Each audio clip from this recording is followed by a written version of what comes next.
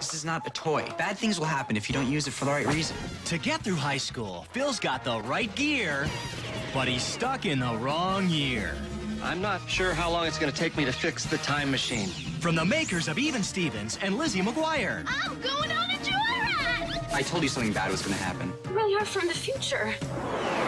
Phil of the future. My head shrink again. Weekends at 7, 6 Central on Disney Channel.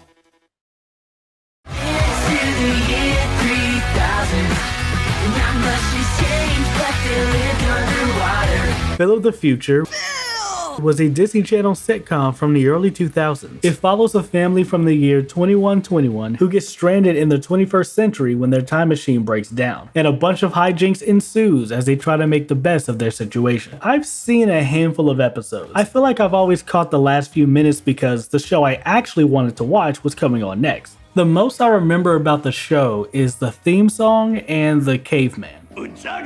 Also, apparently, people get this show mixed up with Kyle XY somehow. My birth was unconventional at best. I think I saw the first episode and never went back. Him not having a belly button freaked me out. Where they at though? Speaking of that, do y'all remember The Middleman? It's the premiere of the new ABC Family original series, The Middleman. It only lasted one season, but I remember rocking with it. But back to the show. Phil of the Future is one of those shows I don't see discussed when talking about Disney Channel of this era. And though it wasn't the biggest show, it did help lay the foundation for the channel. So let's find out exactly what happened to Phil of the Future. And where's the best place to start? That's right, the pilot? Today's video is brought to you by Manta Sleep. Sleep is vital, yet I can't seem to get more of it. Luckily for us, Manta Sleep is here to help. High quality soft fabric, custom interchangeable eye cups for comfort that provide you with complete darkness. It's dark as hell and you can't see shit. It has an adjustable strap engineered for all sleepers, guaranteed that it'll stay on all night. I've been using the Pro Sleep Mask and it has legit changed my sleep. Not only do I fall asleep faster, but it also encourages me to cut my screen time at night. Anything to stop doom scrolling. You ready to go night-night, bitch? Go sleep. Everybody loves sleep, so why not get more of it? Check out Manta Sleep in the description below and use the code MightyGhost for 10% off your Manta Sleep order.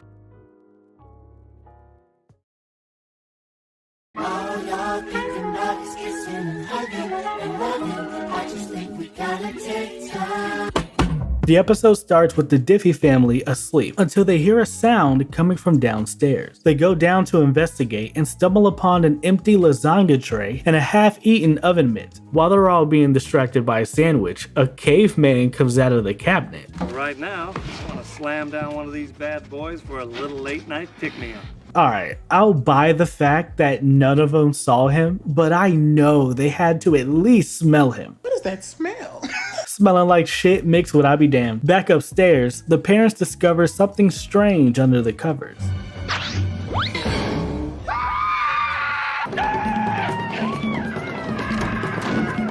Next, we have the theme song, and it's way better than I remember. I've been humming it around my house damn near all month. Yeah, this theme song is great. It encompasses the show so well. And something of note, the theme song was written and composed by John Adair and Steve Hampton, the same guys who created the theme song to Wizards of Waverly Place. And it was performed by the Drew Davis Band, the same band that performed the Sweet Life theme. I mean, damn, what more could you ask for? But back to the show. We see the family trying to get the caveman out of the cabinet. And apparently, they know him. Never forget how he smelled. Never would have seen him if I hadn't dropped my keys in there. I'm gonna assume that they've been here a while, long enough to enroll in school and stuff. So like, has he just been here the whole time? And if so, how are they just now noticing? Also, how big is this cabinet that a grown-ass caveman can fit into it? It's not like he's big, man. Soon after, we meet Keely waiting for Phil to head to school. Lloyd, the father, is freaking out about having a caveman here, scared that they'll be exposed for being from the future. We gotta get him out of the kitchen. We gotta get him out of this house. If people catch us with a caveman, we'll be found out. Found out! Lloyd, breathe. With a gentle hand from Phil, they manage to get him out the cabinet, just for him to snatch Keely's lunch and run all over the house.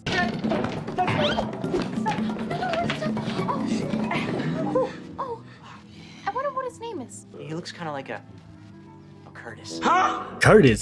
Curtis? What about him looks like a Curtis? He's not Curtis. You're not Curtis. That's what I'm saying. If anything, he looks more like a Chad or Tantor or Ugg or some shit. After some convincing, they decided to keep him against Lloyd's best judgment. Next, we meet up with Pim at school, being annoyed by one of her classmates, Debbie. Here's some things I would never do. Eat nails, stick my head in a toilet, or ride a man-eating shark. But I would do any of these things before I would sleep over at your house. Back at the house, Phil and Curtis are enjoying some milk? Maybe? Some pale lemonade? Future juice? I don't know. And we have a montage of them hanging out together. Nothing beats a Jet2 holiday. And right now, you can save £50 per person. The next day during class, we find out that Curtis has followed Phil to school, and we see him running around stealing food. Before Phil has a chance to stop him, one of the teachers, Mr. Hackett, shows up. Whoa, he bit the fuck out of him. Ointment? Nigga, you need a doctor. You might have rabies or something. In the next scene, we see Debbie excited to have Pim at her sleepover. I hope you like staying up late, because we're going to raise the roof. Bitch! Pim was looking to have a good time until she saw who was invited. Hi, everyone!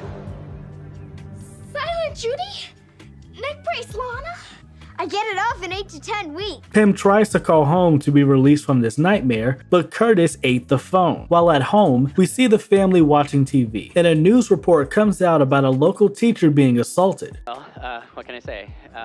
I'm on my way to the powder room, and next thing I know, I'm being bitten on the leg by this giant freak show. Lloyd is freaking out, believing that if this comes back to them, they could all be exposed. He says they have to get rid of Curtis, and since the time machine is broken, they have to release him in the wild. Phil is devastated. They've only known each other for 2 days, but still. We're burning daylight, people. See you, Curtis. I think I spotted a zebra right over there. I get the reasoning. I mean, homie did bite someone, but just releasing him out into the wild is hella irresponsible. 1, homie can just stumble upon someone else and bite them. And 2, this is a real life caveman you're letting roam around in 2003. If he's captured, it would be the biggest news in this century. And homie's seen your faces. Remember your face! This can still come back to y'all. And this is post 9/11. Y'all finna have the government kicking down your door tonight. Also, again, they spent like 2 days with him. Barely a week, if anything. And they're treating it like they finna put down their family dog. After saying their goodbyes, they release Curtis to be on his own. And he doesn't seem to care.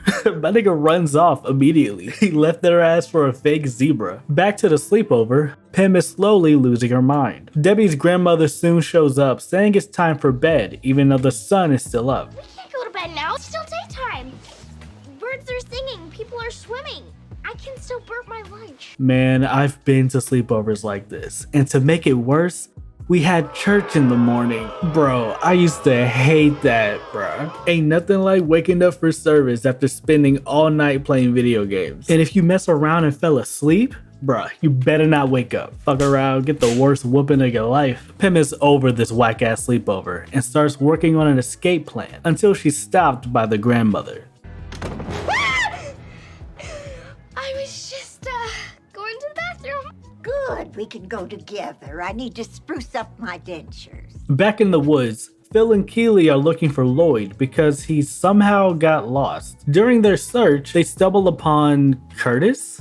Again, Phil gets an idea to have him smell one of his dad's items to hopefully find him. Curtis gets a whiff and he's on the hunt. We jump back to the sleepover and Pim comes up with another plan of escape. What? We got a runner!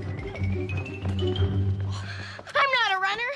Who are you gonna believe, me or Granny McWrinkle? The fact that this almost worked is kind of funny, but also, Pim, you're pretty desperate. Who's to say that she has an accident down the stairs? I'm just saying. I don't see no life alert around that neck. We meet back up with Phil and the gang, still looking for his father piece by piece. They eventually find him, crazed and confused. He couldn't have been gone for that long, but he looks like he's been lost for months. Weren't you just looking for a porta potty or something? As a show of appreciation, Lloyd decides to let Curtis stay with him. And the episode ends ends with Curtis becoming an official part of the family, and Pim finally makes it out of the sleepover.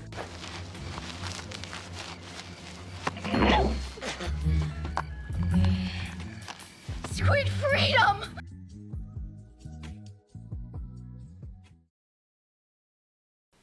Don't go away. Phil of the Future will be right back.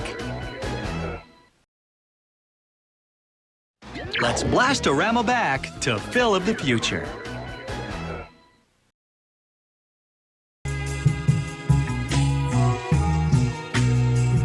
And that was Phil of the Future, the pilot. It was fine for the most part. There were some funny moments, not a whole lot happened, but it was never boring. It was one of those pilot episodes where they kind of just put you right in the middle of it all. The episode was like, here are the Diffies, they're from the future, here's a caveman, the end. And what makes this an odd choice is that Curtis isn't really that relevant throughout the show. But I'm jumping ahead. Overall, this was one of the more tamer episodes because as a whole, this show can be pretty goofy. It's not even Steven's level, it's a bit more tame comparatively, but still pretty silly. Part of its humor is to rely on a bunch of wacky, zany sound effects that they add to all the jokes and punchlines. I'll miss you. No, you won't be home alone. You'll be with Phil. And he's in charge. I'm sorry, my ears are still ringing from some jackhammering I was doing earlier. You said what now? You heard me, Pim. Phil's in charge. He's older, he's more responsible, he doesn't spend his weekends busting up stuff. It was annoying at first. They did it like 1,000 times an episode, and some of it was unprovoked. They could just be talking and have some silly sound walk them out. Yes, but ultimately it won't, honey. Keely's got to tell her mother the truth, sooner or later. And, I know from personal experience, sooner is better. Thanks, Mom. And though I got used to it by the end of season 1, it was never funny. But other than that, the show had some funny moments mixed in with the usual bullshit. Forget the plunger. I'm gonna need a 90-foot plumber snake with a 3-horsepower engine. Or the cheese is gonna slide right off the cracker. Him, you let us out of here right now. You can't see this, but I'm putting my foot down.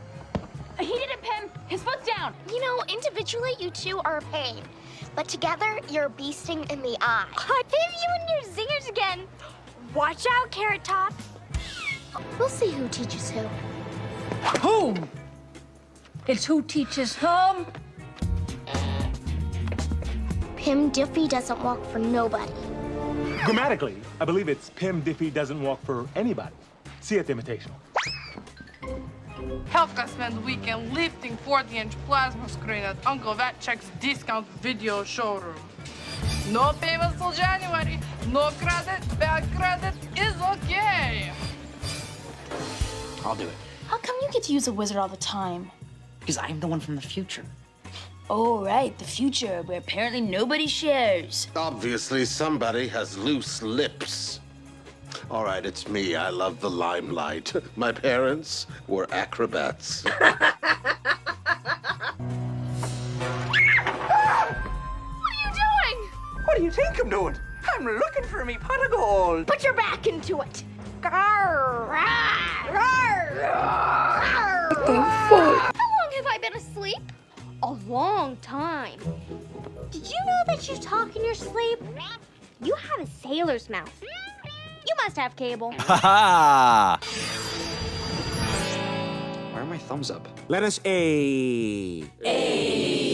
The acting was decent, a little rocky at first, but as the show progressed, everyone found their place. It was a bit of a slow burn in terms of chemistry, if that makes sense. Like, Phil and Pim didn't start feeling like siblings until season 2. The writing was pretty inconsistent. Some episodes would be very funny and engaging, while others were more by the book and boring. Also, something that was kind of interesting, the way the episodes were released, or at least how Disney Plus has them organized, some of the episodes felt out of order. Like, The first episode starts with Curtis becoming part of the family, but then there are later episodes that start with the first day of school. It kind of gave me whiplash at first because there's an episode where Pim is talking to Debbie as normal, and then in the next, they don't know each other. We also get the episode where Keely finds out they're from the future like 10 episodes later, which is a shame because not only is this one of my favorite episodes, but all of these seem like better options than The Day We Meet Curtis as a pilot episode. Looking into this, I found an old promo from the show that kind of explains it.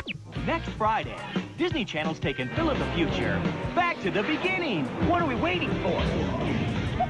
Watch 3 all-new, never-before-seen episodes and see what life was like before the Diffie's called now home. Before Keely discovered Phil's big secret. And before Pim and Phil's very first fashion emergency.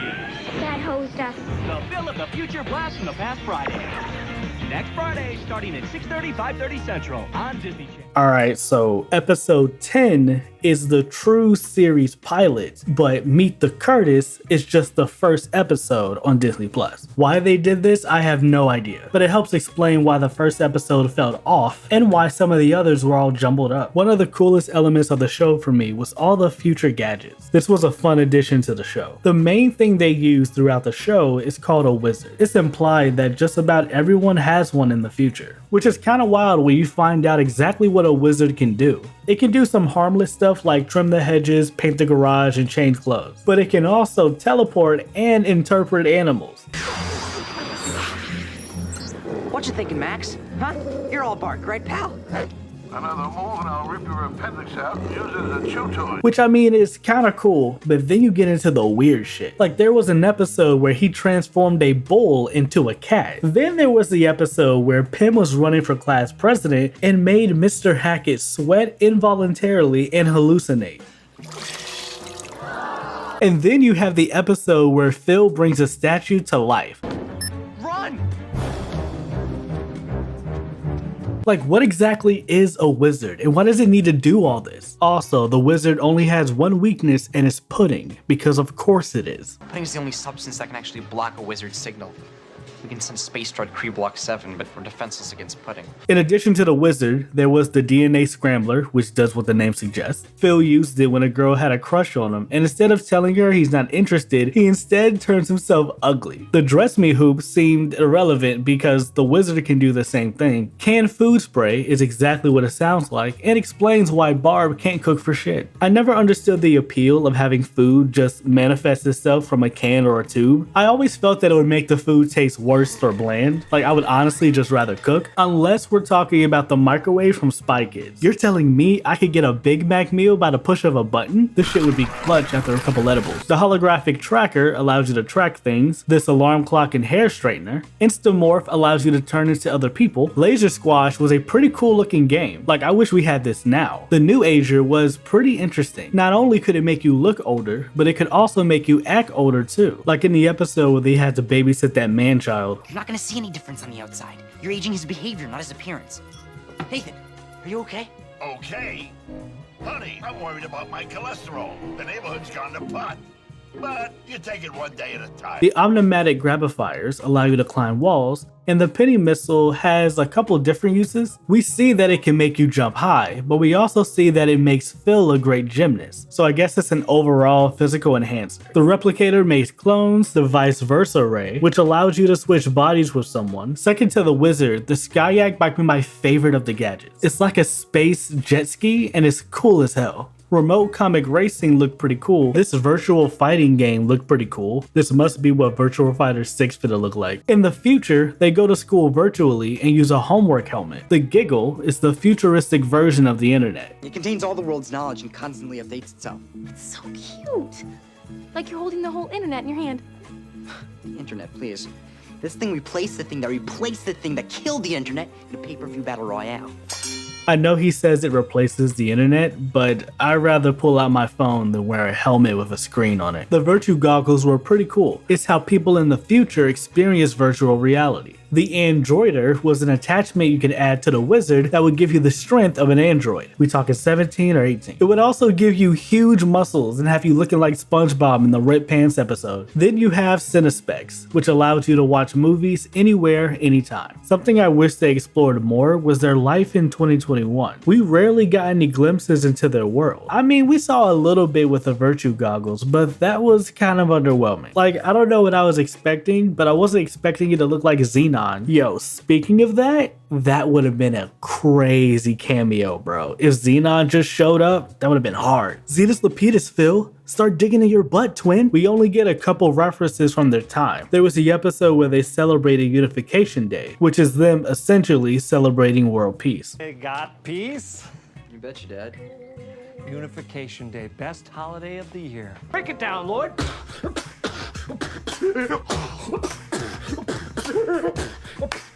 Break it down, Bart. And to this point, apparently they don't know what a police officer is. Here you go. 2 tickets.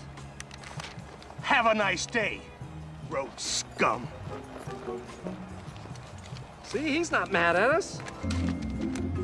Hey, these tickets are $150 each. These must be unbelievable seats. In addition to this, apparently in the future, machines run on milk, lobsters will go extinct because people keep eating tomato bisque, and apparently chores got abolished in 2016. I mean, no wonder chores were abolished in 2016. They were? I mean, they are? Oh yeah. Parents finally realized that making their kids work like robots in their spare time was barbaric. Also, apparently, there's a disease called granemia that flips your personality. So if you're naturally good, you turn bad, and if you're naturally bad, you turn good. It's a future disease. It's not dangerous. It affects your personality. Changes it temporarily. Phil, usually a straight shooter, now becomes a despicable liar. Ha! Excellent. And Pim, brace yourself. You're now the daughter every parent dreams of. I love you, Daddy. Wow, you really do have it, Dad. I'm not even going to get into the semantics of exactly what this disease is. I'm more curious about how this even manifests. Show me the ground zero patient of granemia. Also, in the year 2049, they decide to clone Abraham Lincoln, and instead of coming out as Honest Abe, apparently he was a huge dick. 2049, they tried to clone the original Lincoln, and things went, well, a little bad. The clones started using the whole honesty thing to take advantage of people, paying in only pennies, gambling with people's medicine money. It scared the heck out of little kids with this trolling hypnotic eyes. Y'all were just kind of doing anything in the future, huh? They still celebrate Halloween and Christmas, though their costumes were way more realistic. Trick or treat. Huh. Thanks for the candy. But beyond the gadgets and the looming possibility of the time machine getting fixed, the Diffeeds being from the future kind of felt irrelevant. And I can't say I was disappointed. I don't think it fully impacted the show in a way that ruined my experience. But I believe there was a missed opportunity for some compelling stories. It would have been interesting to see them adapt to their current present. They gave us some moments like this with Phil. He navigates school with little to no problem. He's practically the smartest person there, and all the trends of this century that he doesn't understand don't seem to faze him. Though every now and then he might slip up, like in the Festapalooza episode. Phil mentions something happening before it even happened. Festapalooza. No way, Festapalooza is legendary. Murray Van Pelton stir-fries his guitar on stage, and then serves it to the needy. It was crazy. How do you know that? Huh? Oh, well, the concert's not till Saturday. How would you know what happens? Then there was the episode where Keely finds out that Phil is from the future. They gotta smash tomatoes on a field trip, and we find out that people in the future don't have 5 toes. They won't lose their pinky toe for 75 years. How do they walk with all those? Hello, I am a useless pinky toe. Someday you will be born without me. When did this happen?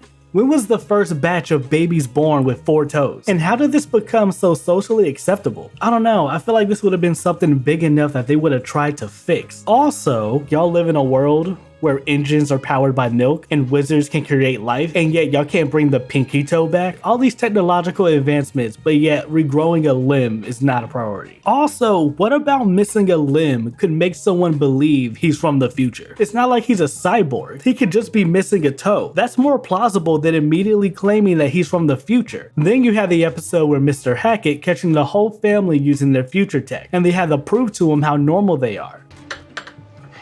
Welcome, Vice Principal Hackett. To our typical American home.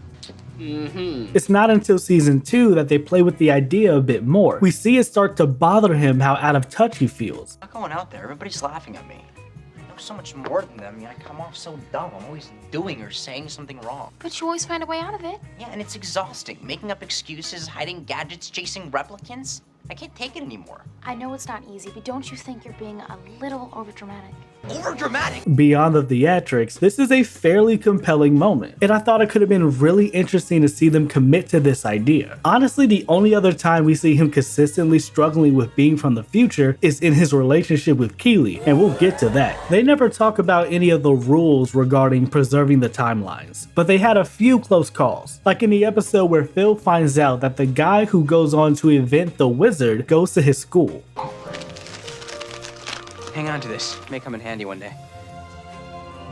It is not just him. Apparently, their great-great-great-grandfather also goes to this school, and he has to make sure that he gets suspended in order for them to exist. Turns out Kyle is supposed to get expelled. What do you mean? Well, according to this letter my mom found, Kyle leaves H.G. Wells and ends up in military school where he meets a girl named Petunia. And a few years from now they get married and have a kid who has a kid who has a kid who has me. However, there was one episode I want to talk about because it's kind of wild. Their school is hosting a time capsule, and to make a long story less long, the time capsule being buried will be the same one Lloyd and Barb find in the future, and one of the items found was a music box. And I've kept this ever since. I played it for you every bedtime when you were a baby. My Binky Boosic box! What the fuck did you just say? Lloyd gets an idea, saying if Phil can drop a message in the time capsule warning themselves not to travel to the past, none of this would ever happen. But that's not the weird part. Later, we find out what Keeley will be putting in the time capsule. A music box. The very same as the one Barb has. My mom says it was the first thing to make me smile when I was a baby. Yeah, I've heard that can happen. It'll be nice if I can make some baby in the future smile. Yeah. Yeah, it will be nice. It's a cute moment and all, but also Barb found a music box from the past and through time travel brought it back to its original timeline. But Keeley has the original music box before it was ever put in the capsule. I don't know, man. Questions for later. I'm not doing no more time travel bullshit. Season 1 as a whole was okay. It was a bit of a drag in the first half, but it slowly found itself. It wasn't the most consistent, and it didn't help that the episode order was all over the place, but it had its fair share of funny moments, and I never found myself bored watching it. Season 2 is completely different, tonally and character-wise. Also, I realized watching this that besides the Toe episode, almost every episode I can recall came from Season 2. Watching the Season 2 opening gave me a wave of nostalgia, and I began to remember a bunch of different scenes throughout it. Like this shot of Keeley hitting Phil is engraved into my mind. I feel Season 2 is not only the best, but the most Phil of the future, if that makes sense. Season 2 was a fun watch. It has a lot more confidence and pride than the other. They go all out with the shenanigans and give us a lot more character moments and combinations. Overall, I didn't mind the show. I thought it was harmless fun for the most part. It could be silly as hell and a little obnoxious, but the more I watched, the more I got used to it. I can see why people remember the show so fondly. Next, his future looks a lot like, well, right now. Take a trip through space without going anywhere with Phil of the Future on Disney Channel. Hey, I'm Ricky Yeoman, and you're watching Disney Channel.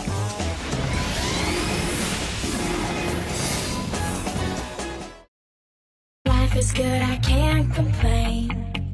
I mean, I could, but no one's listening. Phil Diffie, played by Ravi Volman, or is it Ricky Ullman? You know, I don't think I ever knew his name. I always put him in the same category as the guy from Going to the Met. Like, I know your face, but I never knew your name. Phil is not your typical Disney Channel protagonist. He's not as obnoxious as some of the others. He's a lot more laid back and chill, and because of this, it could lead to him feeling a bit boring. He kind of reminds me of Doug, and that's not a good thing. Anytime Doug was on, you've never seen a nigga so fast at chasing the channel. Funnily enough, I think part of the reason I feel this way is because because of how all the other Disney leads act. They're all a bit more charismatic and in your face. And because of this, I felt like something was missing with Phil. I think there was a part of me that was expecting him to act more like Louis, so I can cut up some slack there. But thankfully, throughout the show, he gets a bigger presence, and by season 2, he completely comes into his own. Something of note that could have also played a factor: Phil is from the future, and because of this, he's naturally more advanced than everyone else around him. Most of the stuff he learned in high school now, he already learned in the 3rd grade. It's 4. What? 4. The answer's 4. In the future, this is simple 3rd grade stuff. Kinda makes sense how he would feel so nonchalant at school. And speaking of that, homie has a sick ass locker. Dude, when did you add the shelf? It came in on Monday, installed on Tuesday, staying on Wednesday, sealed this morning. It's not Andre level, but it's still pretty cool. But yeah, it was a slow burn, but we got there. We have some moments where we get to see more of him, like in the episode where Keely gets played by her crush, and not only does he expose him for being a cheater, he's also there to comfort Keely. Then there was the episode where he helped Pim with her bully. He actually does this twice, but the other time was in Pim's body. Pause. Homie is a good guy, he's a good boy. A good future boy. In addition to this, we see his interest in movies and music. We find out he's a bit of a perfectionist and thus making him kind of controlling. He's also pretty funny. I'm out of here. Hey, I didn't even get to read the funnies. Don't worry, Dad, just look in the mirror. This won't, do anything to my brain or anything, will it? No, I've done this hundreds of times. Oh my! I kid. Dad, all our future gadgets are locked up. Anything too small, too sharp, or too weird is in the closet. Oh. How'd you get out? What could be better than giving your baby sister a hug? Let's see. Getting my teeth drilled, falling on broken glass, licking a cactus. Meet a boy named Phil. I'm not finished. Slamming my hand in a car door, pouring salt into a paper cut, wrestling a porcupine.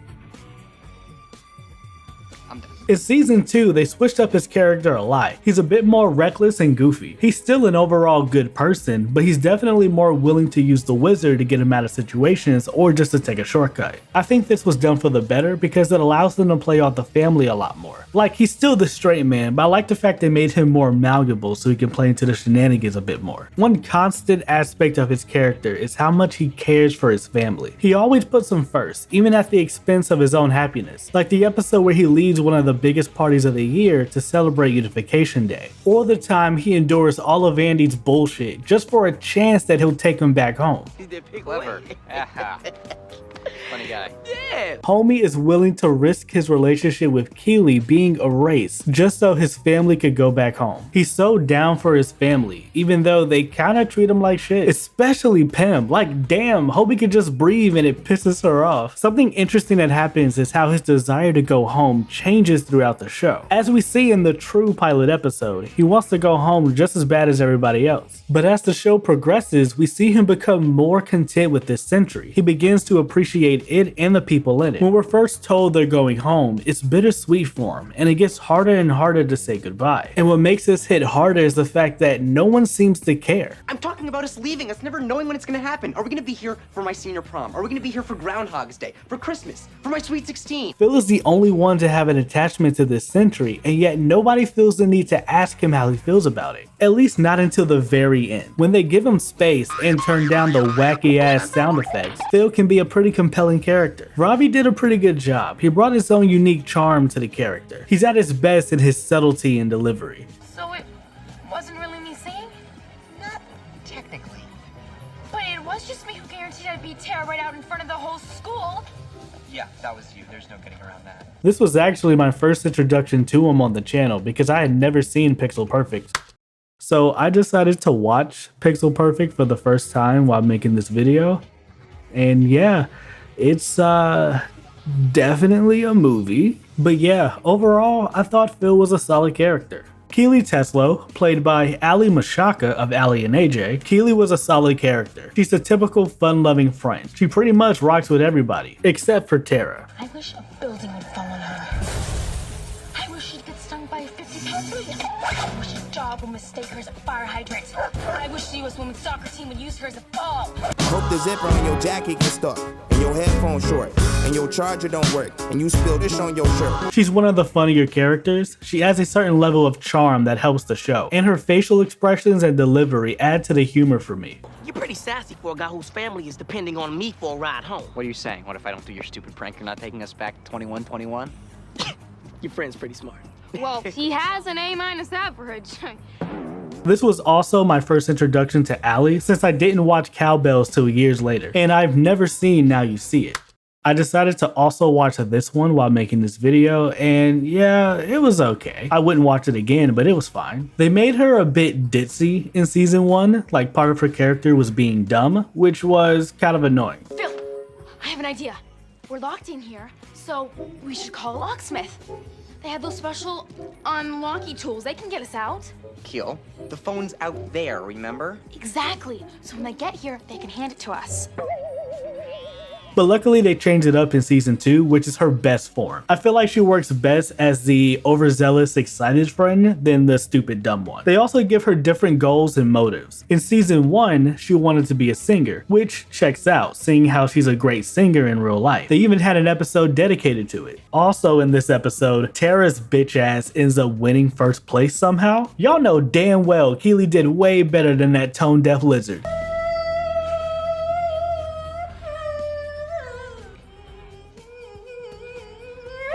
That shit is fucking trash, dog. But this is completely abandoned in season 2, instead giving her a passion for journalism. Keely, I thought you said you wanted to be a pop star, right? I mean, that's why you spent all your babysitting money on pop star pants. Please. I don't want a shallow career. I want to be reporting hard-hitting stories. And those pants are gonna look great on me anytime, anywhere. Keely was a dope friend. She was always down for the bullshit. No matter what was going on, she was ready to help. She really embraced all the future stuff, especially the gadgets. She can be a bit overzealous and abrasive, like when she went behind Phil's back to see her future, or the time she aged herself and went on a date with Mr. Hackett. Ballroom dance circuit really wears you down after a while, though. It's late nights, bad food, constant teasing. These were some of the better episodes. I'm surprised they didn't commit to this style of format, like Phil being the responsible one with the future gadgets and Keely being the irresponsible one always using them. Her relationship with Phil is solid but not perfect. A great example of this is in the dance episode. There's a dance this Friday, and the big question is, who is Keely gonna ask? Of course it's Phil, but she's not sure how to ask him, or if he even wants to go. Also, Pim is here. Freckles, you're taking me to the dance this Friday. Yeah, right. My never in a million years mobile. What's wrong? You don't like the trippy? Yo! A young Brandon Michael Smith appears. Hey, young bling in the building. Brandon, I gotta tell you about the future. You're gonna star in the greatest Disney Channel original movie ever made. Let it shine. After that, it's all kind of downhill from there. You're also a Ninja Turtle. After a very awkward exchange, Keely finally asks Phil to the dance. It's a dope moment. I love how excited they are, dancing around and shit. The excitement is unfortunately ruined by Lloyd telling the family that they're going home for like the 4th time, days before the dance. So Phil breaks it off with Keely. This is like the 2nd time they've had this conversation, but this hits a little harder. That's just... That's great.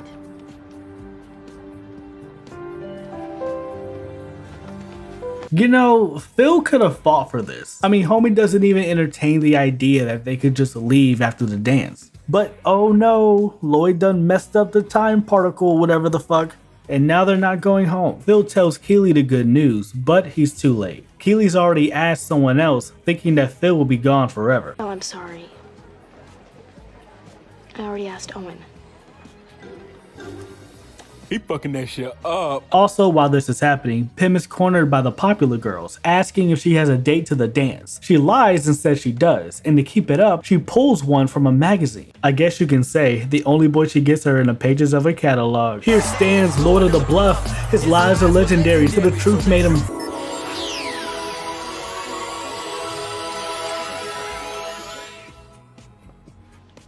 go along. Also, for those of you with a keen eye, yes, that is Kendall from Big Time Rush. Mr. Worldwide himself, like 5 years before the band would form. Between you and me, Big Time Rush was a guilty pleasure growing up. Halfway there went triple platinum in my headphones. So now they're at the dance with people they don't like. And after some awkward dancing and avoiding each other, they finally have time to talk. Look, I'm sorry about how all this turned out. I don't know if I can do this, Phil. It's really hard to have a friendship with someone who could just disappear in a second. I like how they showed both sides of the relationship. Keely admits to him how difficult it can be being his friend, to one day wake up to it being his last day. Look, y'all, I learned a couple of things from time traveling. One, never order the fish in any century. Duh. What's the other thing? Timing literally is everything, so you better make the most of what's happening right now. I don't know if I can do that. Well, I can't blame you. But I'll try. This was a dope moment, not only for them as characters, but I felt like this was a way that the writers was telling the fans that a Phil and Keely relationship ultimately won't work out. But they did it anyway. Alright, let's talk about Keely and Phil. Throughout the show, their relationship felt very stale. Like they're friends, sure, but it never felt more than that. At least not until the talent show episode, where we find out that Keely has stage fright, and the only person she feels comfortable singing in front of is Phil. Totally comfortable singing to you. Yeah, but the problem is at the finals, it's not gonna be only me. But as long as I just focus on you, I'll be able to bring home the trophy. And that's kind of how they go about it, giving us small, isolated moments together. It can be a bit of a drag, but it also makes the growth of their relationship feel more authentic, becoming the perfect pair, like salt and pepper. And this all comes ahead in the season finale. During the morning announcements, Keely finds out that she and Phil were voted cutest couple while not being a couple. In for lunch, Keely Tesla and Phil Diffie. The end.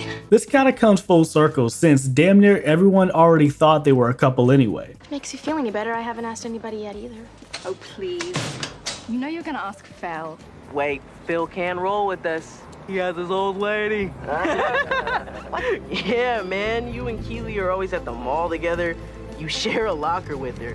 You guys, like, hang out more than my parents. They're both super awkward about it as they slowly realize how this could have happened. But it's Phil who proposes the question first.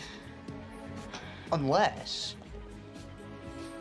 Do you want to be a couple? No. No. Do you? No. Yes. Yes? I do. Me too. Yay, we're a couple. And just like that, they're officially dating. For barely a day, because guess who fixed the time machine? Well, she's purring like a time-traveling kitten now. I just have to make a couple adjustments. We're out of here. They also added the detail that once they're gone, they can never come back. Dad, when can we come back? We're never coming back. Why not? Due to all the mishaps caused by time machines, there are new restrictions on time travel. It's called the Thanks to the Diffie's Law, which is weird. And when we get back to 2121, it's for good. We get the same song and dance as before, Phil telling Keely he's leaving, but this time it's for real. When are you leaving? Tomorrow morning at 8:30. My dad wants to be in the 8th dimension by noon and beat time traffic. Phil, we finally get to be a couple and then like a day later you're leaving? I'm sorry. Again, this is a solid scene, even though we've been here before. Later that day, Keely stops by to say her final goodbyes, but is too heartbroken to see him off. Phil wants to go after her, but he knows it's ultimately pointless. But after having some second thoughts, Keely rushes over to say goodbye, but it's too late.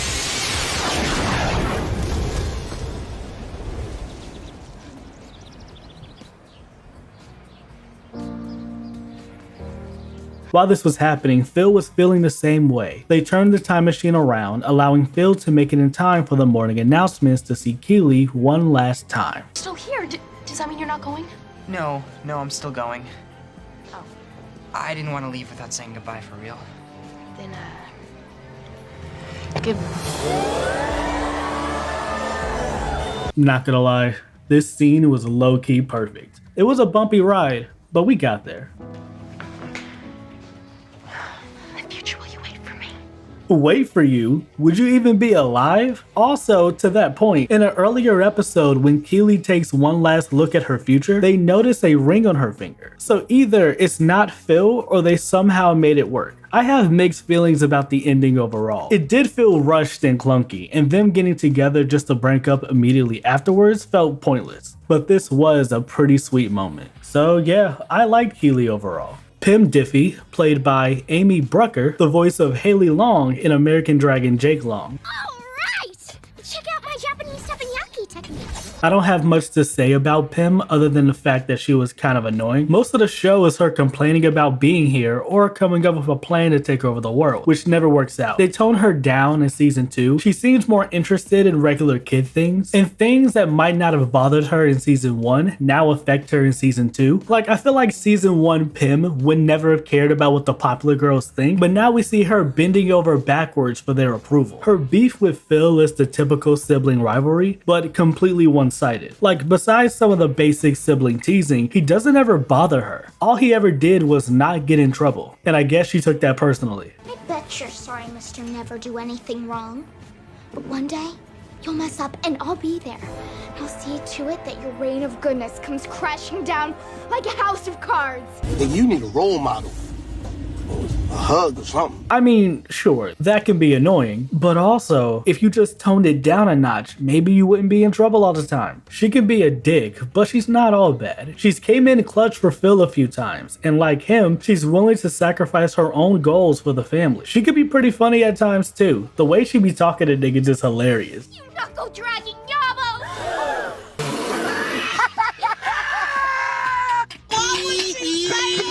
She has some standout episodes, like when she shows interest in being a corrections officer, and when she becomes principal for a day. And Neil? What? I didn't mean your name, I meant Neil.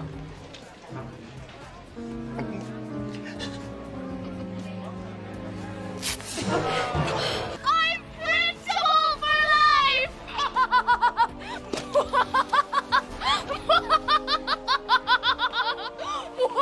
Her character changed in season 2, but she was more entertaining in season 1 in my opinion. I think part of it is that she's a lot more cartoony in her villainy, which was a lot of fun. But also, she had more to do and better characters to bounce off of. I really liked her dynamic with Debbie. Pim starts the show acting above it all, and she's the only one who can challenge her. I'll pass out the worksheets.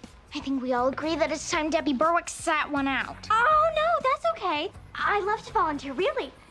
It makes my heart glow. I love to volunteer. It makes my heart glow. Amy does a solid job as Pim. She embraces all of her quirks and really owns the character. So yeah, Pim was alright. Curtis and Mr. Hackett, played by JP Benu. Shout out to the homie JP, man. Homie plays the hell out of that caveman. I never noticed his range until I saw him speak in his normal voice, dressed as Curtis. You just passed the test. Test? What test? Well, all our employees need to have a strong back. He did a solid job and honestly had the best performance out of everybody in the show. Homie deserves his flowers, and I'm sorry for always referring to you as not Jim Rash. I didn't care for Curtis. I never thought he was funny or entertaining. Homie was just there stinking up the joint. And it didn't help that you can go a decent amount of episodes without seeing him. I found myself low-key forgetting about him. Though in the later seasons, he's noticeably more talkative, which was kind of funny. Curtis, take just one hors d'oeuvre. Yes, party had a hint. Curtis is mostly used as a prop. They even use him as a stand-in adult, or they take him along to do regular things like go to the dentist. But I rock with Mr. Hackett. I already thought he was entertaining, but the moment he starts getting suspicious of the Diffies, homie becomes one of my favorite parts of the show. He turns into their biggest hater. If you betray us, it'll mean disaster. So, can we count on you to keep our secret? Nope.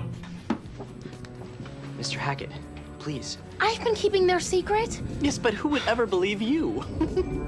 I'm telling the authorities and Principal Tillywhack. Homie a bitch for real. Also, what does that do for you? You're expecting an award or something? I guess you can call him the main villain of the series, though homie's not much of a threat. Anytime he ever gets close to figuring out what's going on, they just gaslight him into thinking it's something else. There's an episode where he gets his hands on a wizard, and in order to get it back, they convince him that it's alien technology. Hey, here you go. Thank you. Sure. Now return to your house, close your curtains, and count to 1,000. Right. Okay. Wait, is that close the curtains and then count, or count and then now? Barb Diffie, played by Lee Sims. Not gonna lie, Barb is an underrated Disney Channel mom. She's sweet, she's loving, she's the emotional backbone of the family. She's also one of the more level-headed characters in the show, which was much needed, especially contrasting Lloyd. Throughout all the craziness in the show, she is there to provide insight, perspective, and some solid life advice. Really likes this guy at school, and I found out he's two-timing her. How'd you find that out? I kissed his girlfriend. long story? And you don't want Keely to get hurt? She's gonna get hurt either way, sweetie. Might be better for her to hear it from you. Also, I meant to mention this earlier in the video, but in one of the episodes, Barb says that Phil came out of a naval pod. Breakfast is ready. Mom, I'm not dressed. Oh, Phil. I was there the day you popped out of your natal pod. You don't have anything I haven't seen already. Like, what the hell that mean? Y'all don't give birth in the future anymore? I like the detail that she can always see through a lot of the bullshit. How she can see through Pim's evil facade, or anytime something's bothering Phil, she's one of the first people to pick up on it. I also like how supportive she is of Lloyd. Even though homie keeps constantly fumbling, she always got his back. Hold it. I'm sure what your father woke us up in the middle of the night to tell us is something very boring and important. Go on, sweetie. Other than Phil, she's the only other person in the family who finds the current century so fascinating. It kind of feels like she's nostalgic for it, if that makes sense. Isn't it the cutest thing? Someone's decorated this antique dwelling for Christmas. And look, they've got a real tree. She's not a perfect mom. She has her shortcomings. Like everybody else, she was oblivious to how Phil felt about leaving this century. Which is kind of wild because though she loves both her children, she definitely has a favorite in Phil. She kind of just lets Pim do what she wants. And her cooking is atrocious, bro. I don't understand how these niggas eat. Now these remind me of the hors d'oeuvres my mother used to make.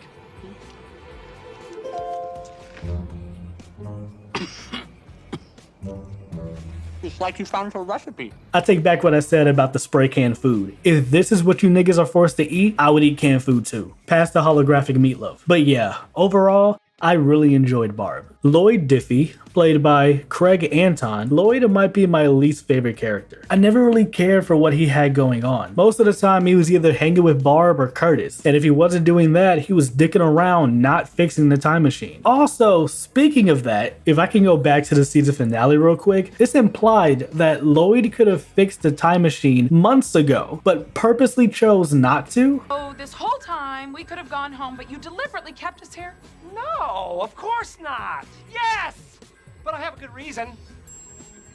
Don't we all like it here? I mean, we've had such a good time in this century, right? Nah, nope, that's gobbledygook. Y'all niggas have been complaining about this century since y'all got here. He was a decent father to Phil, and though he would freak out a lot, it was all in the name of protecting his family. And he had a couple funny moments. No telling what could happen. Your mother might not be born. Which means that none of us would be born. Well, I would. But then I'd be all alone in this house. Probably turn your room into an engineering lab. And yours into an astro spa with robo-massager built right into the back. But I'd be sad and lonely, very lonely. But yeah, I don't know. He was just kind of a meh character for me. Some of the other standout characters were the teachers. Miss Watson and Mr. Messerschmidt, I think I'm saying that right, were always a fun watch. You've outdone yourself with that short story. Now let's hear from Pim. You said what now? Let's hear your story, Pim. Your former guidance counselor seems to think that you will take to career day like a small child in a candy shop filled with savory treats. Hello, Mr. Lollipop. What a tasty profession you would be, but wait. There's Mr. Chocolate Bear saying, pick me, pick me. I too will make a delicious career. Why do I only have one mouth to stuff? I've already spoke on Debbie, played by Kay Panabaker, but another character, Bradley Benjamin Farmer, was pretty good. He's played by Rory Thost, and he embraces the role to the fullest. Pim, I take my job very seriously, meaning I need musicians, not wannabes who waste my time. The assignment is to treat it like a baby. You need to feed it, diaper it, take it for a walk. Excuse me, Mrs. Diffie. but I believe that would be woman's work. Boy, fuck you. Dad today. Why homie talking like Alan Gregory? Chuck, it's so working class. And yes, for those of you with a keen ear, this is Kip from Higglytown Heroes. It's time for the first meeting of the Happy, Friendly, Sparkly Toast Club. And I'll be remiss not to bring up Tia from season 1, played by Brenda Song. Of course we know she left the show to star in Sweet Life, which honestly great for her. Nothing against Phil of the Future, but it ain't no Sweet Life, nah man. They wrote her character out by saying that she moved away, and soon after we meet a new character named Vi, who I have no notes for. Commercial! Oh, I'm gonna get some graham crackers. More Phil is in your future. Keep it here on Disney Channel. Let's blast a Rama back to Phil of the Future on Disney Channel.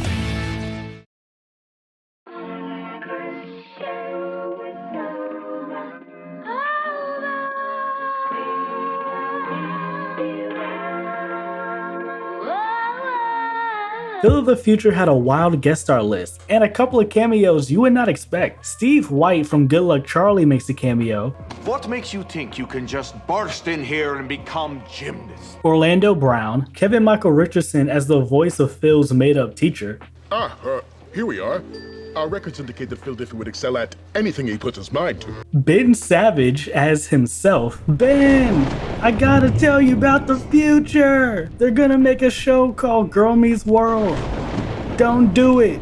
It's fucking ass. And Jason Earls makes a cameo as a math nerd. What's cracking, Hackett? What's up, Keely? That's grade A.